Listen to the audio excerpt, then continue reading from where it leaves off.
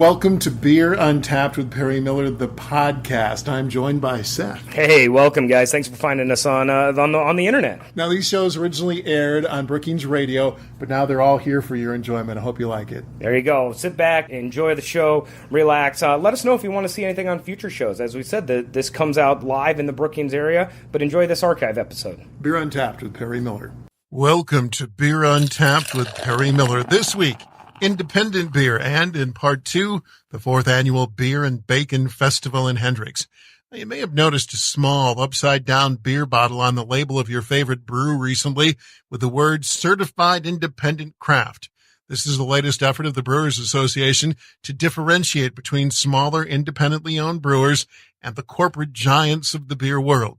Seth Cook of Wooden Lakes Brewing in Brookings says trying to define craft beers changed over the years. For a while, it was kind of based on style and flavor. This is probably a definition you would get if you asked anybody 10 to 15 years ago. It would be dark and hoppy and, a small little brewery and all of this. And that probably worked really well through the 90s and into the 2000s. That worked really well. Then all of a sudden you'd have larger breweries that would decide that they would make that same style of beer. All of a sudden you had every brewery in the world making a dark, hoppy or strong or, these flavors that would have been normally classified as anything not a light beer fell into this kind of ambiguous craft beer category. The Brewers Association had a definition of craft beer and has had it for a while based on the size and independence of the brewery, but it really doesn't mean a lot to the consumer. These great big gigantic brewers, seeing the market share being lost to the craft segment or to the, to these specialty brand segments, what they began doing is start brewing their own categories of craft beer, which is fine. That just means people have an access to great beer and, variety of flavors. That's not the problem.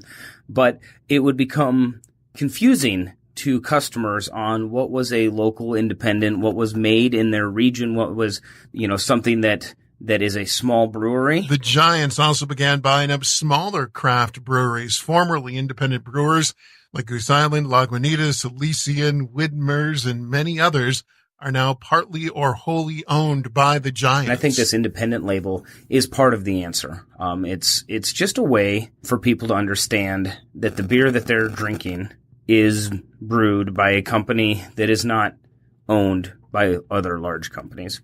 And it's elective. Not every company has to put this on. The Brewers Association offer it as a tool. We haven't put it on our packaging just because we don't have a whole lot of real estate to add the independent label. And I know there's a lot of other breweries that are much bigger than us that have chosen not to. But it is an option. If it's important to you, the seal is an easy way to find out. I'm going to be at the defense for some of the breweries that have chose not to use it. It doesn't change much of what the beer's in the beer. It just happens to be an icon on the outside for some quick, easy notes of what it is. And just if it doesn't exist, does not mean the brewery is not independent. Just it means that they've chosen not to use it. Of the 6,000 plus breweries in the U.S., some 99% are considered small and independent. The Beer and Bacon Fest when Beer Untapped continues. Welcome back to Beer Untapped with Perry Miller as we turn our attention to the fourth annual Beer, Bands, and Bacon Festival in Hendricks, Minnesota. It's this Sunday, 2 till 7 p.m. Proceeds go to Hendricks Community Improvement Projects. Rich Droughty helped organize this year's event. Got a ton of good local breweries again this year, added another distillery, and so we'll have a couple distilleries and several breweries to go along with bacon cook-off, bands, and then always a hit beanbag tournament as well. And a nice selection of brewers. We only invite local breweries that we're familiar with, so you've got Bank, of course, there in Hendricks. Fernton Brewing out of Sioux Falls just won a gold medal for their farmhouse, so hopefully they bring that one. We got Mankato Brewing out of Mankato. Talking Waters Brewing was a hit last year, so they're going to be coming back from Montevideo. And then we got Woodgrain out of Sioux Falls. Watertown's coming down from Watertown, and then Brow Brothers just right there out of Marshall. Take 16, and that rounds out the breweries. And the food? Incredible. Every dish includes bacon. I always just continue to be amazed. It's a competition, so people are trying to put out their best, and you really get some amazing dishes. At the end of the last year, a lot of us were thinking, I don't know if you could find a better expose of amazing food. I mean, even if you compare it, I know a lot of people love the the state fair at Minnesota State Fair, and I'm just like, I don't know how that could even compete. It really is a great event. Finally, let's head to Brookings Liquor Store. Beer guide Drew Eklund pumped for last week's arrival of Dogfish Head Brewing of Milton, Delaware. They launched in South Dakota with a bunch of beers. The most anticipated brewery to come to South Dakota this year is here. Dogfish Head hails from Milton, Delaware, and is the 12th biggest craft brewery in the nation. Dogfish Head's launch is one of the largest we've seen, with 12 different beers readily available. And here's a couple of the Dogfish Head beers you can now enjoy in South Dakota. Let's start with their most iconic beer, 90 Minute IPA. $9.99 for the 4-pack. 90 Minute has been called one of the most important craft beers ever brewed, as it introduced the concept of continual hopping, which let them add a huge amount of hops without making the beer overly bitter.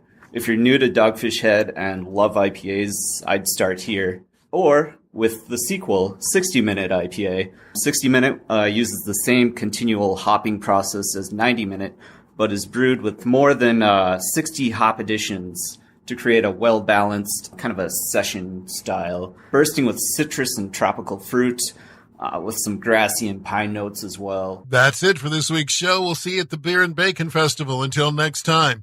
Drink local and drink responsibly. Thank you for listening to this archived edition of Beer Untapped with Perry Miller.